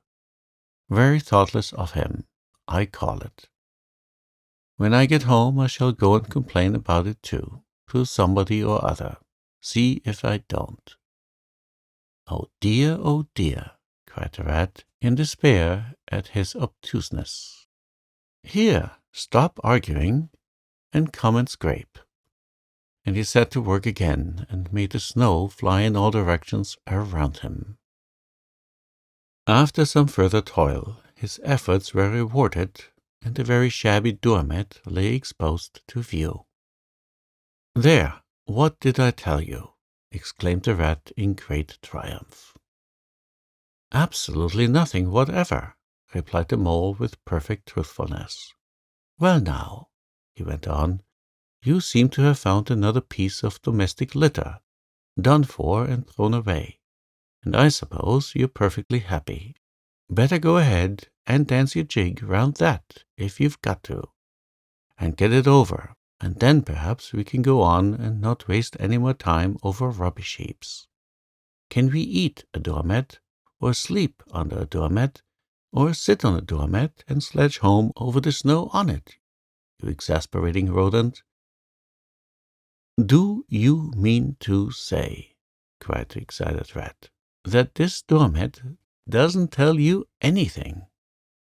Really, rat, said the mole quite pettishly, I think we'd had enough of this folly. Who ever heard of a doormat telling anyone anything? They simply don't do it. They are not that sort at all. Doormats know their place. Now look here, you thick-headed beast, replied the rat, really angry. This must stop. Not another word, but scrape and scratch and dig and hunt round, especially on the sides of the hummocks, if you want to sleep dry and warm tonight, for it's our last chance. The rat attacked the snowbank beside them with ardor, probing with his cudgel everywhere and then digging with fury. And the mole scraped busily too, more to oblige the rat than for any other reason, for his opinion was that his friend was getting light-headed. Some 10 minutes' hard work, and the point of the rat's cudgel struck something that sounded hollow. He worked till he could get a paw through and feel, then called the mole to come and help him. Hard at it went the two animals, till at last the result of their labours stood full in view of the astonished and hitherto incredulous mole. In the side of what had seemed to be a snowbank stood a solid-looking little door, painted a dark green. An iron bell-pull hung by the side, and below it, on a small brass plate, neatly engraved in square capital letters, he could read by the aid of moonlight, Mr. Badger. The mole fell backwards on the snow from sheer surprise and delight.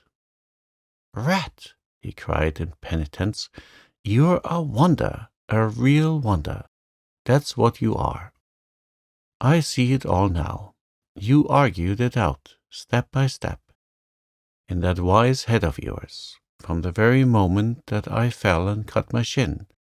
And you looked at the cut, and at once your majestic mind said to itself, 'Door-scraper.' And then you turned to and found the very door-scraper that done it.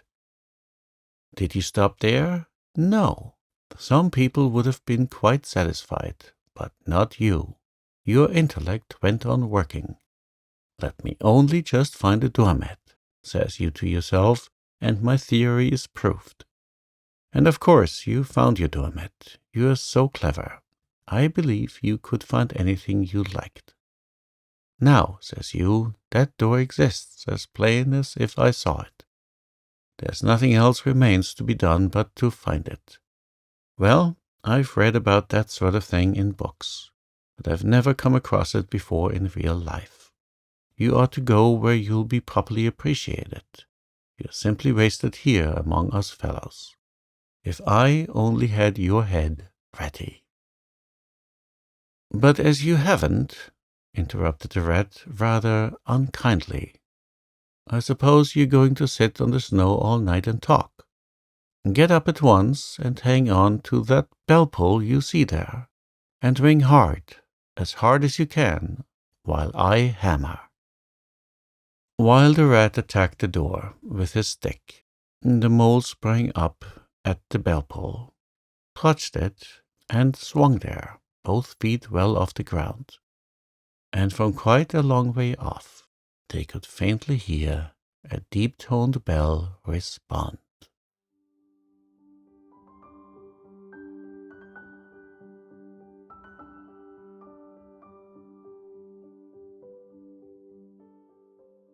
Chapter 4. Mr. Badger. They waited patiently for what seemed a very long time, stamping in the snow to keep their feet warm. At last they heard the sound of slow, shuffling footsteps approaching the door from the inside. It seemed, as the mole remarked to the rat, like someone walking in carpet slippers that were too large for him and down at heel. Which was intelligent of Mole, because that was exactly what it was. There was a noise of a bolt shot back, and the door opened a few inches, enough to show a long snout and a pair of sleepy, blinking eyes. "Now, the very next time this happens," said a gruff and suspicious voice, "I shall be exceedingly angry. Who is it this time? Disturbing people on such a night. Speak up." "Oh, Badger," cried the rat, "let us in, please. It's me, Rat, and my friend Mole, and we've lost our way in the snow." "What, Ratty, my dear little man!" exclaimed the Badger, in quite a different voice. Come along in, both of you, at once. Why, you must be perished. Well, I never.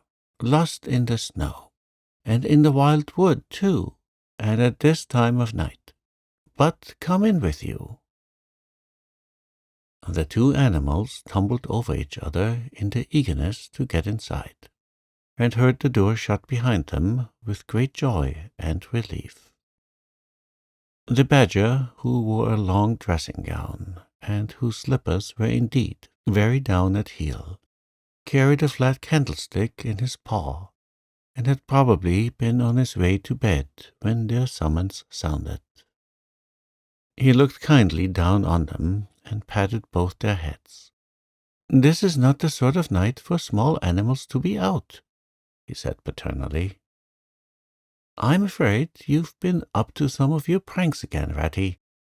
But come along, come into the kitchen. There's a first-rate fire there, and supper, and everything." He shuffled on in front of them, carrying the light, and they followed him, nudging each other in an anticipating sort of way, down a long, gloomy, and, tell the truth, decidedly shabby passage, into a sort of central hall, out of which they could dimly see other long tunnel-like passages branching, passages mysterious and without apparent end. But there were doors in the hall as well, stout, oaken, comfortable-looking doors. One of these the badger flung open, and at once they found themselves in all the glow and warmth of a large fire-lit kitchen. The floor was well-worn red brick, and on the wide hearth burned a fire of logs between two attractive chimney corners tucked away in the wall, well out of any suspicion of draught. A couple of high-backed settles, facing each other on either side of the fire, gave further sitting accommodations for the sociably disposed. In the middle of the room stood a long table of plain boards, placed on trestles, with benches down each side. At one end of it, where an armchair stood pushed back, were spread the remains of the badger's plain but ample supper. Rows of spotless plates winked from the shelves of the dresser at the far end of the room, and from the rafters overhead hung hams, bundles of dried herbs, nets of onions, and baskets of eggs.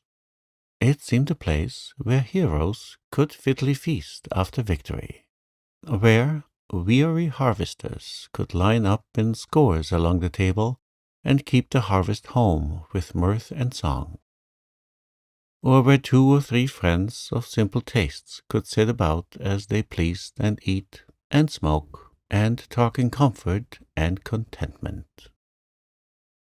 The ruddy brick floor smiled up at the smoky ceiling. The oaken settles, shiny with long wear, exchanged cheerful glances with each other. Plates on the dresser grinned at pots on the shelf, and the merry firelight flickered and played over everything without distinction. The kindly badger thrust them down on a settle to toast themselves at the fire, and bade them remove their wet coats and boots. Then he fetched them dressing gowns and slippers, and himself bathed the mole's shin with warm water and mended the cut with sticking plaster till the whole thing was just as good as new, if not better. In the embracing light and warmth, warm and dry at last, with weary legs propped up in front of them, and a suggestive clink of plates being arranged on the table behind, it seemed to the storm-driven animals, now in safe anchorage, that the cold and trackless wild wood just left outside was miles and miles away, and all that they had suffered in it, a half-forgotten dream. When at last they were thoroughly toasted, the badger summoned them to the table, where he had been busy laying a repast. They had felt pretty hungry before, but when they actually saw at last the supper that was spread for them, really it seemed only a question of what they should attack first, where all was so attractive, and whether the other things would obligingly wait for them till they had time to give them attention. Conversation was impossible for a long time, and when it was slowly resumed, it was that regrettable sort of conversation that results from talking with your mouth full. The badger did not mind that sort of thing at all, nor did he take any notice of elbows on the table, or everybody speaking at once. As he did not go into society himself, he had got an idea that these things belonged to the things that didn't really matter.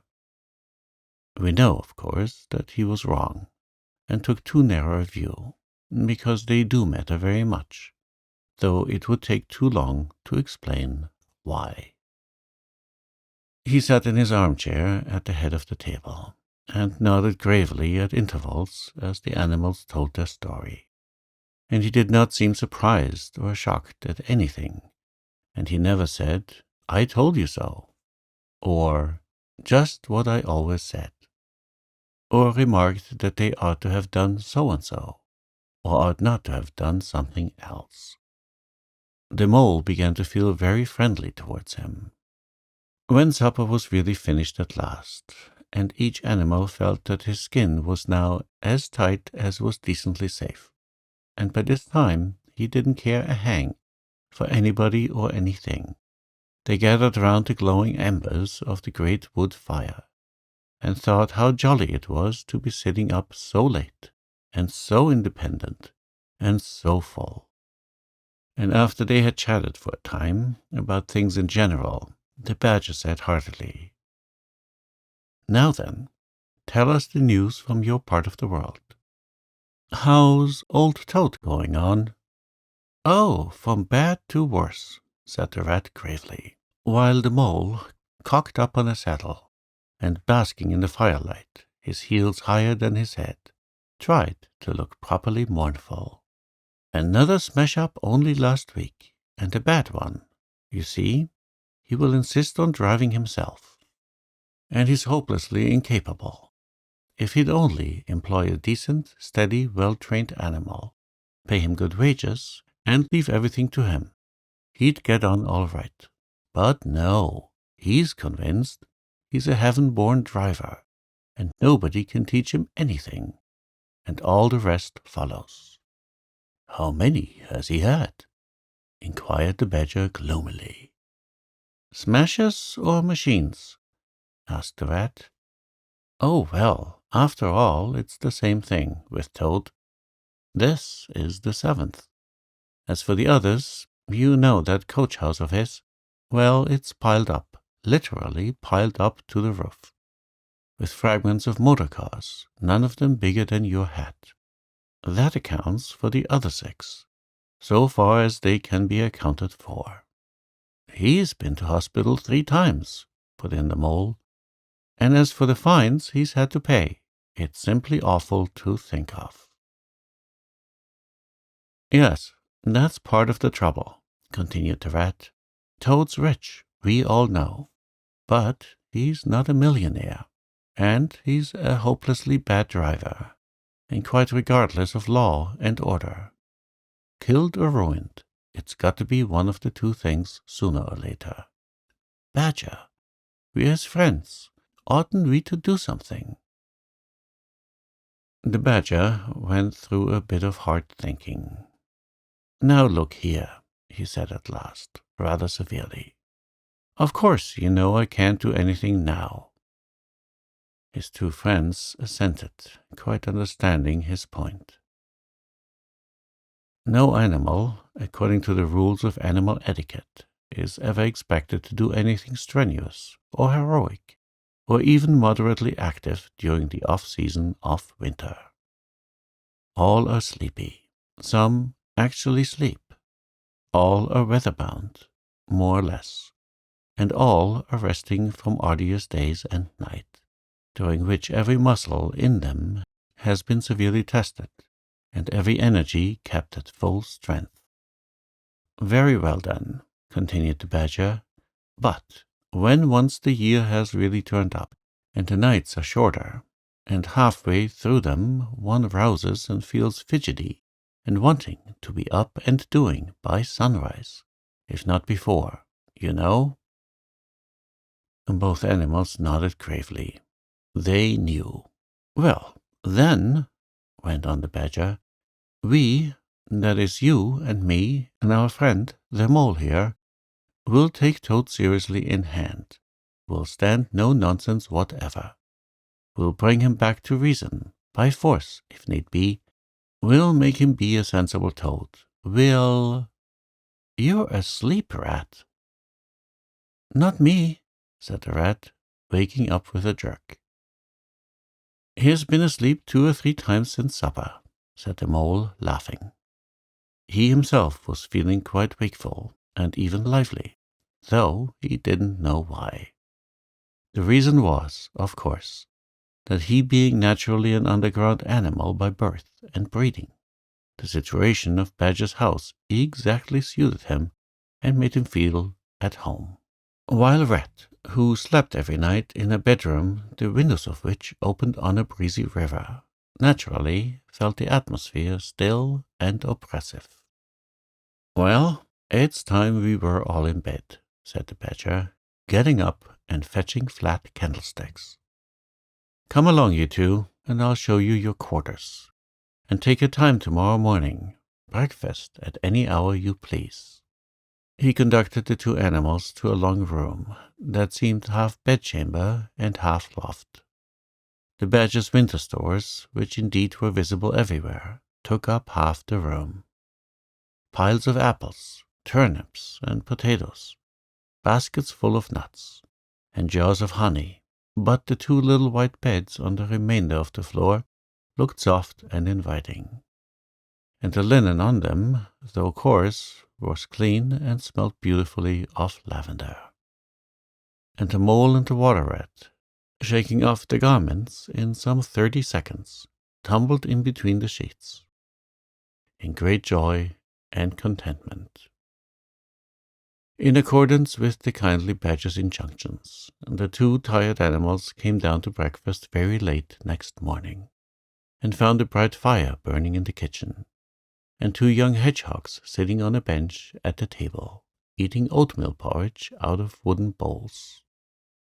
The hedgehogs dropped their spoons, rose to their feet, and ducked their heads respectfully as the 2 entered.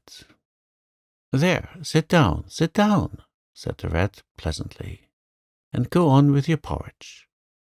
Where have you youngsters come from? Lost your way in the snow, I suppose?" "Yes, please, sir," said the elder of the 2 hedgehogs respectfully. "Me and my little Billy here, we was trying to find our way to school. Mother would have us go. Was the weather ever so?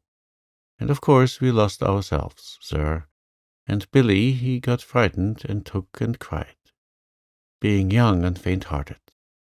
And at last we happened up against Mr. Badger's back door, and made so bold as to knock, sir, for Mr. Badger, he's a kind-hearted gentleman, as everyone knows."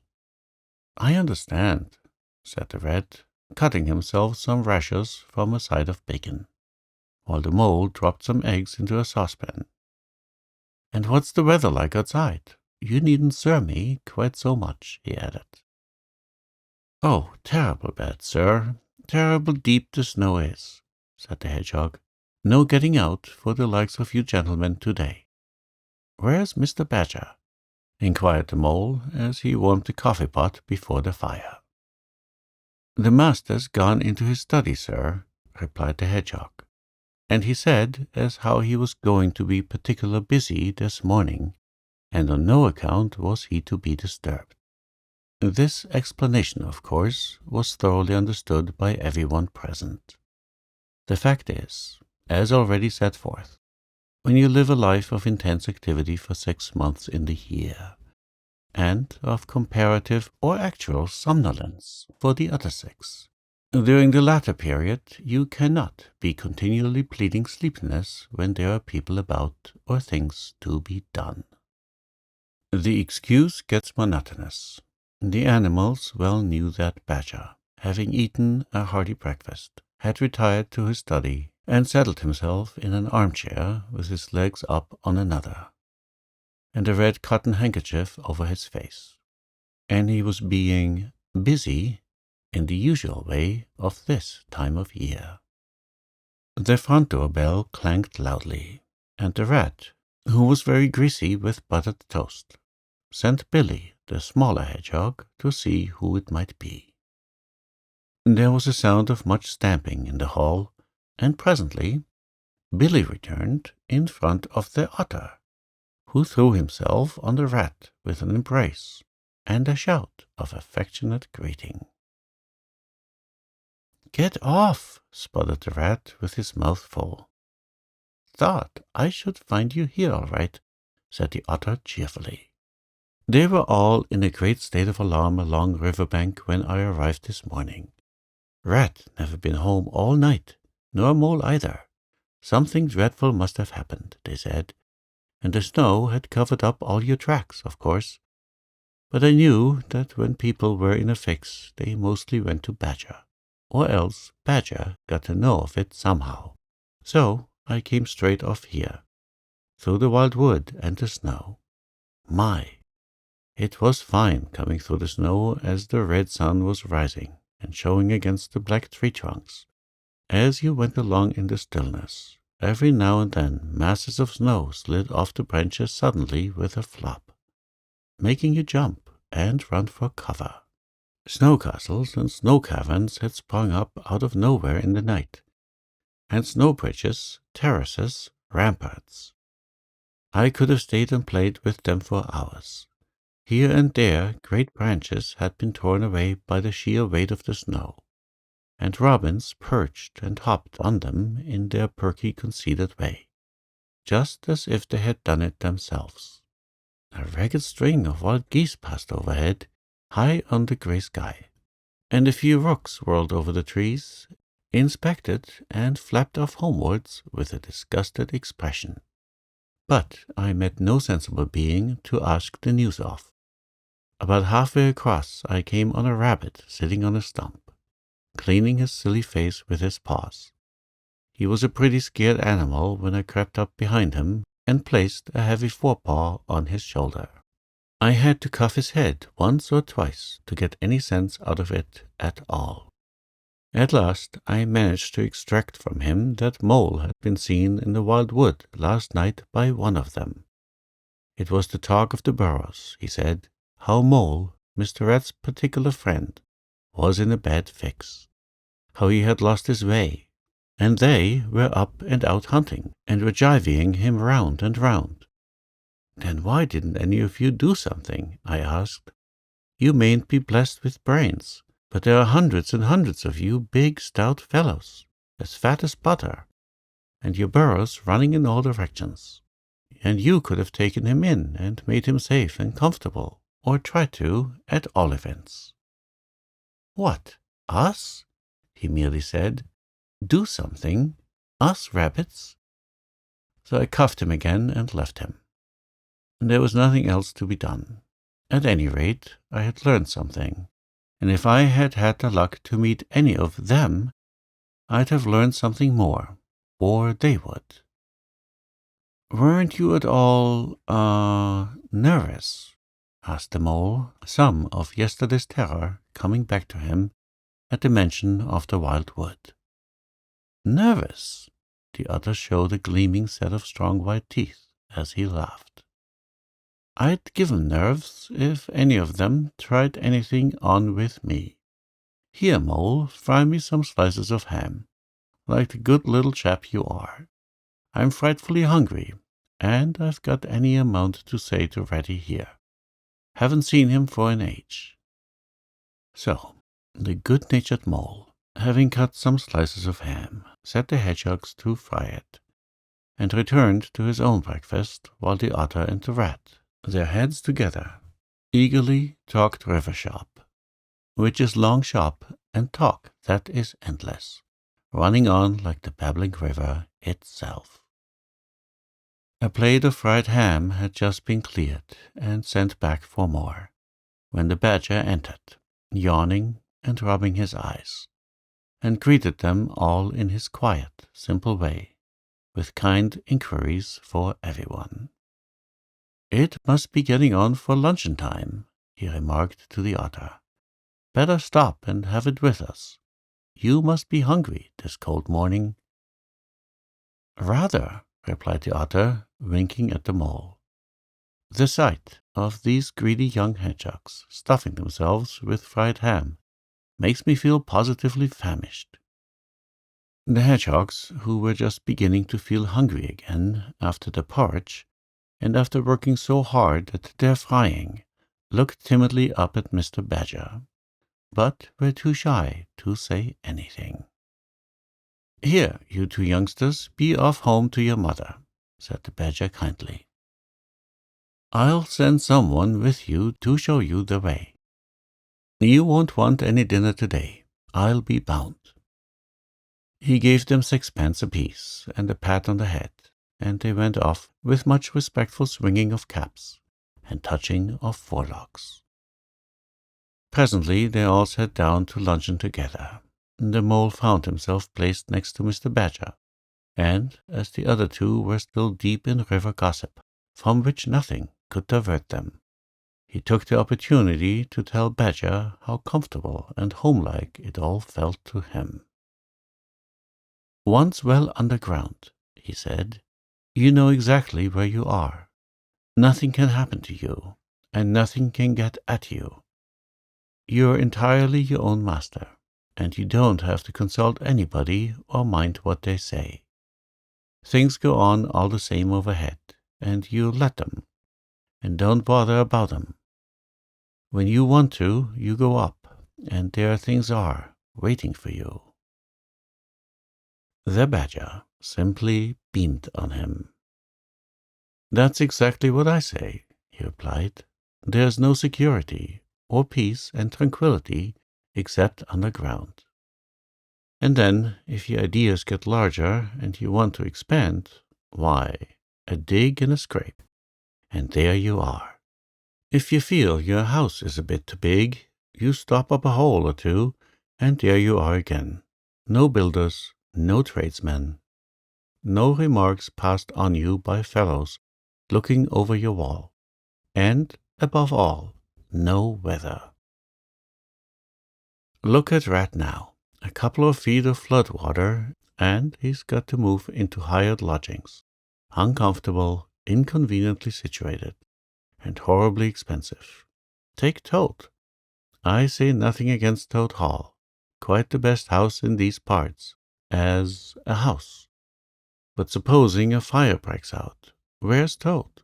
Supposing tiles were blown off, or walls sink or crack, or windows get broken, where's Toad? Supposing the rooms are drafty. I hate a draft myself. Where's Toad? No, up and out of doors is good enough to roam about and get one's living in, but underground to come back to at last. That's my idea of home." The mole assented heartily, and the Badger, in consequence, got very friendly with him. "When lunch is over," he said, "I'll take you all around this little place of mine. I can see you'll appreciate it. You understand what domestic architecture ought to be. You do." After luncheon, accordingly, when the other two had settled themselves into a chimney corner, and had started a heated argument on the subject of eels, the Badger lighted a lantern and bade the mole follow him. Crossing the hall, they passed down one of the principal tunnels, and the wavering light of the lantern gave glimpses on either side of rooms, both large and small, some mere cupboards, others nearly as broad and imposing as Toad's dining hall.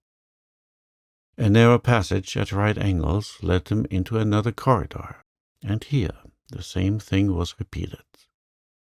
The mole was staggered at the size, the extent, the ramifications of it all, at the length of the dim passages, the solid vaultings of the cramped stored chambers, the masonry everywhere, the pillars, the arches, the pavements.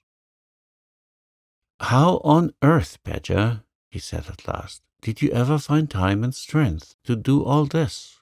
It's astonishing." "It would be astonishing indeed," said the badger simply, "if I had done it. But as a matter of fact, I did none of it. Only cleaned out the passages and chambers, as far as I had need of them. There's lots more of it, all round about. I see you don't understand, and I must explain it to you. Well, very long ago, on the spot where the wildwood waves now, before it had planted itself and had grown up to what it now is, there was a city of people, you know. Here, where we are standing, they lived, and walked, and talked, and slept, and carried on their business. Here they stabled their horses and feasted. From here they rode out to fight or drove out to trade. They were a powerful people, and rich, and great builders. They built to last, for they thought their city would last forever." "But what has become of them all?" asked the mole. "Who can tell?" said the badger. "People come, they stay for a while, they flourish, they build, and they go. It is their way, but we remain. There were badgers here, I've been told, long before that same city ever came to be. And now there are badgers here again. We are an enduring lot, and we may move out for a time, but we wait, and are patient, and back we come. And so it will ever be." "Well, and when they went at last, those people," said the mole. "When they went," continued the badger, "the strong winds and persistent rains took the matter in hand, patiently, ceaselessly, year after year. Perhaps we badgers, too, in our small way, helped a little. Who knows? It was all down, down, down, gradually, ruin and leveling and disappearance. Then it was all up, up, up, gradually, as seeds grew to saplings, and saplings to forest trees, and bramble and fern came creeping in to help. Leaf mold rose and obliterated. Streams in the winter freshets brought sand and soil to clog and to cover. And in course of time our home was ready for us again, and we moved in. Up above us, on the surface, the same thing happened. Animals arrived, liked the look of the place, took up their quarters, settled down, spread and flourished. They didn't bother themselves about the past. They never do. They're too busy. The place was a bit humpy and hillocky, naturally, and full of holes. But that was rather an advantage. And they don't bother about the future either. The future, when perhaps the people will move in again, for a time, as may very well be.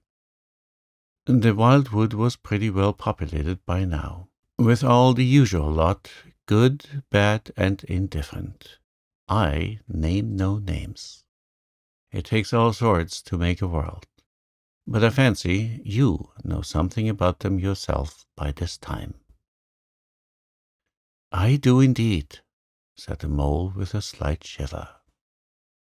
"Well, well," said the badger, patting him on the shoulder. "It was your first experience of them, you see. They're not so bad, really, and we must all live and let live. But I'll pass the word round tomorrow, and I think you'll have no further trouble. Any friend of mine walks where he likes in this country, or I'll know the reason why." When they got back to the kitchen again, they found the rat walking up and down, very restless. The underground atmosphere was oppressing him and getting on his nerves, and he seemed really to be afraid that the river would run away if he wasn't there to look after it. So he had his overcoat on, and his pistols thrust into his belt again. "Come along, Mole," he said anxiously, as soon as he caught sight of them. "We must get off while it's daylight. Don't want to spend another night in the wildwood again." "It'll be all right, my fine fellow," said the otter. I'm coming along with you, and I know every path blindfolded. And if there's a head that needs to be punched, you can confidently rely upon me to punch it. You really needn't fret, Ratty, added the badger placidly. My passages run further than you think, and I've bolt holes to the edge of the wood in several directions, though I don't care for everybody to know about them. When you really have to go, you shall leave by one of my shortcuts. Meantime, make yourself easy and sit down again. The rat was nevertheless still anxious to be off and attend to his river, so the badger, taking up his lantern again, led the way along a damp and airless tunnel that wound and dipped, part vaulted, part hewn through solid rock, for a weary distance that seemed to be miles. At last, daylight began to show itself confusedly through tangled growth overhanging the mouth of the passage, and the badger, bidding them a hasty goodbye, pushed them hurriedly through the opening, made everything look as natural as possible again with creepers, brushwood, and dead leaves, and retreated. They found themselves standing on the very edge of the wildwood, rocks and brambles and tree roots behind them, confusedly heaped and tangled. In front, a great space of quiet fields, hemmed by lines of hedges black under snow, and, far ahead, a glint of the familiar old river, while the wintry sun hung red and low on the horizon. The otter, as knowing all the paths, took charge of the party, and they trailed out on a bee-line for a distant stile. Pausing there a moment and looking back, they saw the whole mass of the wild wood, dense, menacing, compact, grimly set in a vast, white surroundings. Simultaneously they turned and made swiftly for home, for a firelight and the familiar things it played on, for the voice, sounding cheerily outside their window, of the river that they knew and trusted in all its moods, that never made them afraid, with any amazement. As he hurried along, eagerly anticipating the moment when he would be at home again among the things he knew and liked, the mole saw clearly that he was an animal of tilled field and hedgerow, linked to the ploughed furrow, the frequent pasture, the lane of evening lingerings, the cultivated garden plot. For others, the asperities, the stubborn endurance, or the clash of actual conflict that went with nature in the rough. He must be wise, must keep to the pleasant places in which his lines were laid, and which held adventure enough in their way to last for a lifetime.